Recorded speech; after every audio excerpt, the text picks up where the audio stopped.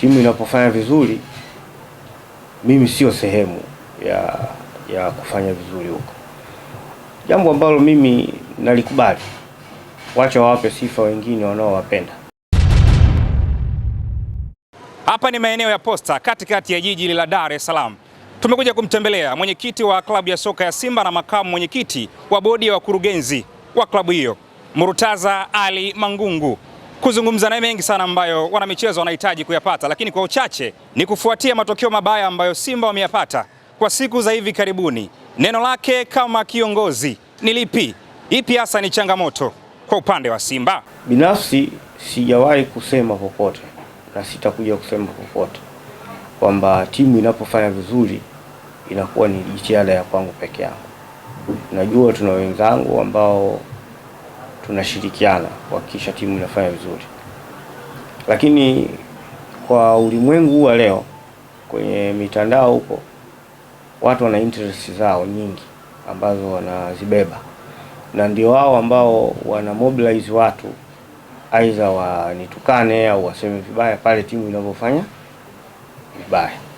Timu inapofanya vizuri, mimi sio sehemu ya kufanya vizuri huko, jambo ambalo mimi nalikubali. Wacha wawape sifa wengine wanaowapenda na wanipe shutuma mimi kwa sababu nastahili shutuma, ila tu ndani ya nafsi zao wanaelewa ukweli kwamba mimi mtu mmoja siwezi nikazuia matokeo ya timu nzima. Naanzaje?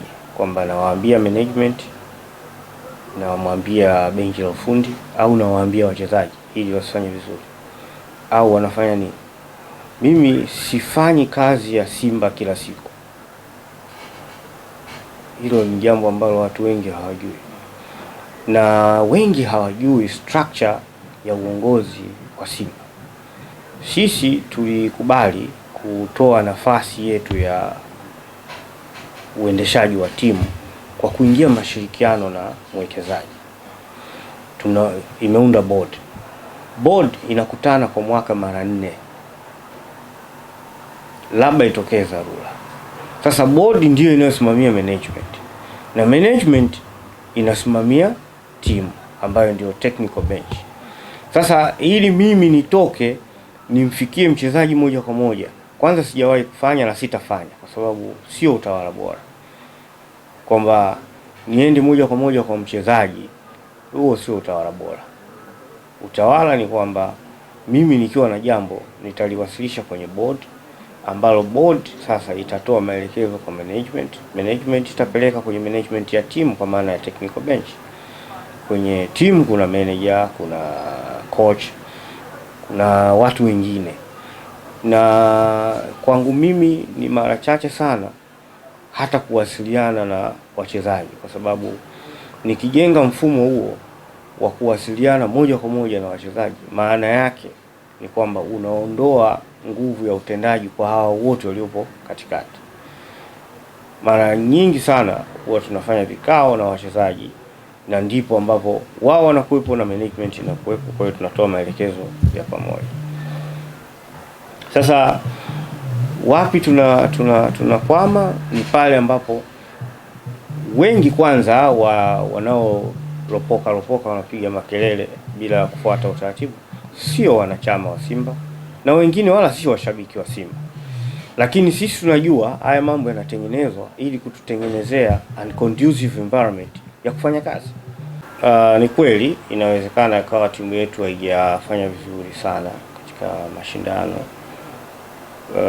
kwa maana kwamba kwanza tukumbuke tulifanya usajili tukiwa na benchi la ufundi ambalo tulianza nalo kuanzia msimu uliopita, kwa maana kwamba coach Fadlu aliingia mwanzoni kabisa mwa msimu uliokwisha, akakutana na timu ambayo aliongeza wachezaji wachache tena wa ndani, akafanya nao kazi mpaka mwisho wa msimu.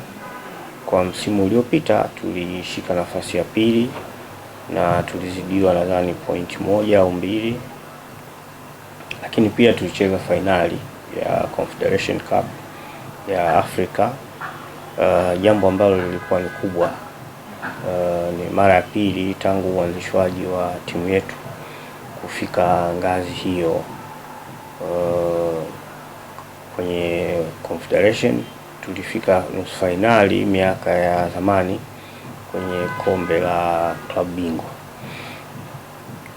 Baada ya hapo tuliamua kufanya marekebisho kwa kushirikiana na yeye coach. Aliangalia maeneo ambayo yalikuwa na mapungufu na akaleta mapendekezo ya wachezaji ambao tulimpatia. Kwa bahati mbaya sana, wakati tumeliandaa hilo, kocha akawa amepata ofa kubwa zaidi. Hilo lilitupa shida kwa sababu idadi na namna ya wachezaji aliyokuwa wamewahitaji yeye kwa mfumo anaotumia ndio ambao walikuwepo, na tulilazimika kuleta kocha mwingine. Kwa bahati mbaya sana, kocha ambaye tulimleta naye hakuweza kuhimili mahitaji ya ile bench, na ikapelekea yeye kupoteza control ya wachezaji wake. Kwa hiyo tukaona bora kwamba na yeye mwenyewe akakubali kwamba akatafute changamoto sehemu nyingine, na hilo ni jambo ambalo haiwezi kuwa ni lawama kwangu mimi wala benchi la ufundi wala mwanachama yote, kwa sababu ni mambo ambayo yametokea accidental. Ups and down kwenye mwenendo wa vilabu vya mpira duniani, kama hamtumii mambo mengine ya hovyo hovyo, lazima kuwe kuna turning point, especially timu ikiperform sana, ikifikia juu, lazima kutakuwa na turning point. Mtakwenda, yani hiyo iko kwenye kila kitu, iko kwenye uchumi, iko kwenye siasa, iko kwenye maisha ya kawaida ya jamii. Hakuna mtu ambaye anakuwa na liquidity ya kiasi kwamba kila siku yani hajawahi kushuka. Hiyo haiwezi kutokea. Na tunaona hata vilabu vikubwa duniani, AC Milan ilikuwa iko juu, imekwenda imeshuka. Juventus ilikuwa juu, ilienda ikashuka. Chelsea walikuwa wako juu, sasa hivi walishuka na sasa hivi ndio wanajitahidi tena kurudi.